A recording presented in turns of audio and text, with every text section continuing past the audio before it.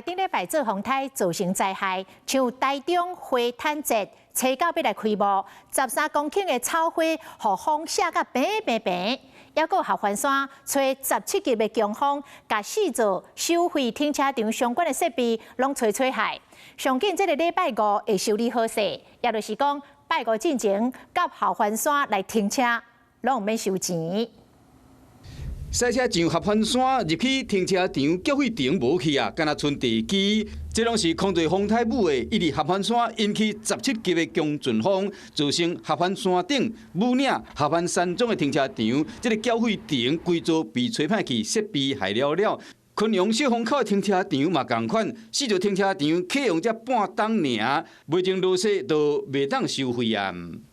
还不错啊，都不用收费。在本周5前可以完成山上设备的一个架设跟测试，那可以恢复收费。另外，本来挂伫半空中的电缆线嘛，互风台吹断去。拍照起来也许会比较好看。空对风台威力，和初9要开幕的台中花毯节花嘛多几片。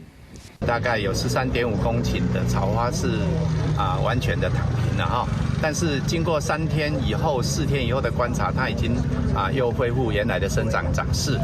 主办单位出动10外花农，赶紧种花，倒落去赶紧拢定静破空，甲补起来，要赶伫开幕迄一天，和花海会当完整展现伫游客面前。Hello， 我是雷亚，想要抢先掌握最及时的新闻资讯吗？赶快订阅、按赞、开启小铃铛，锁定华视新闻 YouTube 频道。